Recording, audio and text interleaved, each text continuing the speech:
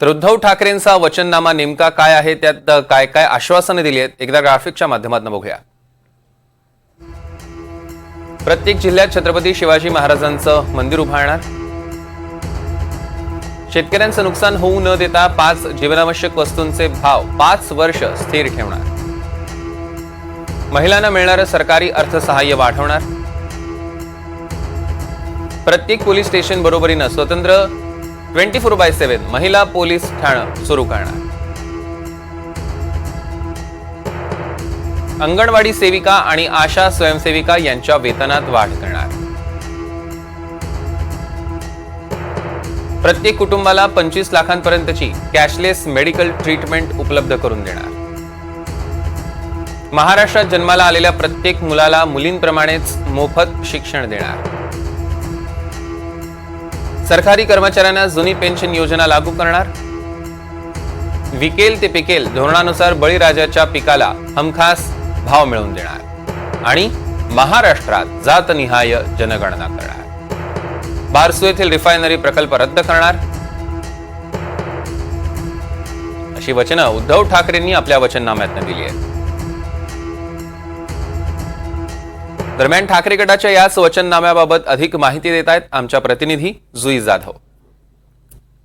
आगामी विधानसभा निवडणुकींसाठी महाविकास आघाडीकडून काल पंचसूत्र जाहीर करण्यात आलं, म्हणजेच 5 गॅरंटीज महाराष्ट्रासाठी जाहीर करण्यात आल्या।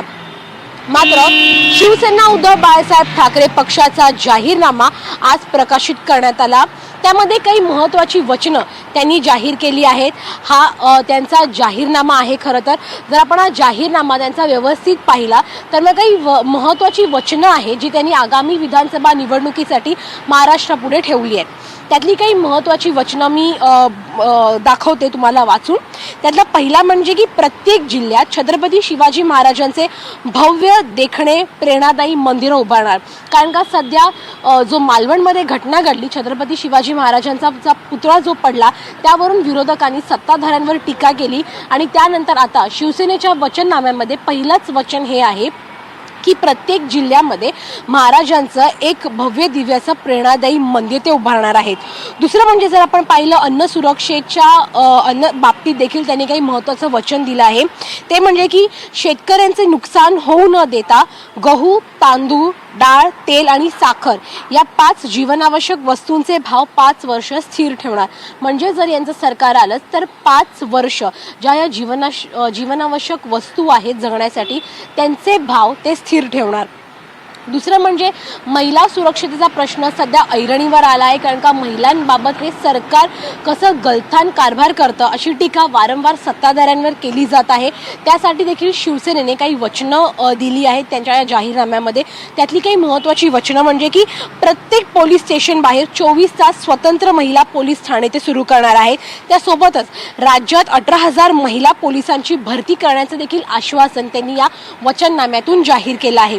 सगळ्यात महत्त्वाचं म्हणजे पेन्शनच्या बाबतीत की सरकारी कर्मचाऱ्यांना जुनी पेन्शन योजना ते सुरू करणार आहेत। आणि आरोग्याच्या बाबतीत जर पाहिलं गेलं तर मग ग्रामीण भागातील दूरवरच्या ठिकाणांच्या रुग्णांसाठी रात्री अपरात्री सेवा पुरवणाऱ्या वैद्यकीय कर्मचाऱ्यांना रात्रीच्या निवासी सोय उपलब्ध करून देण्याचं वचन देखील त्यांनी या वचननाम्यातून जाहीर केलं आहे।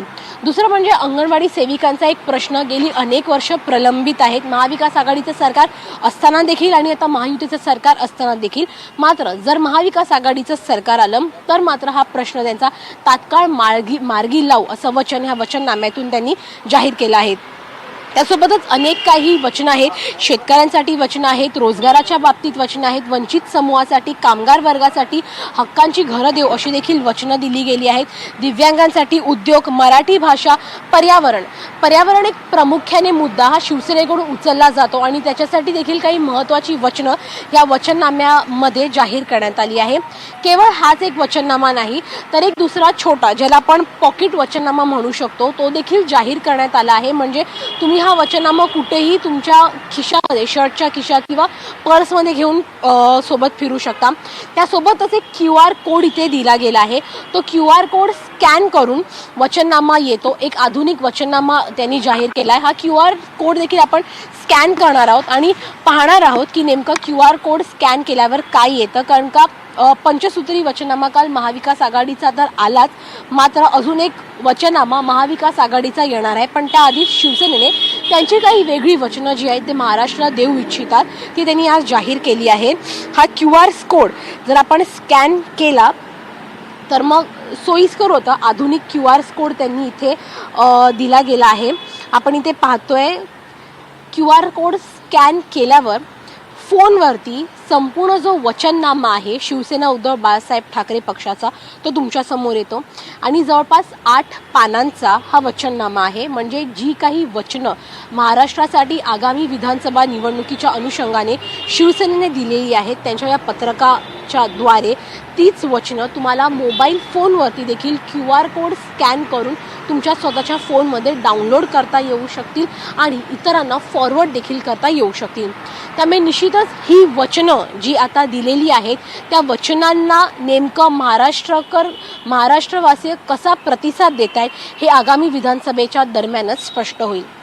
व्हिडिओ जर्नलिस्ट अरविंद मोरेसह जुई जाधव, NDTV मराठी, मुंबई.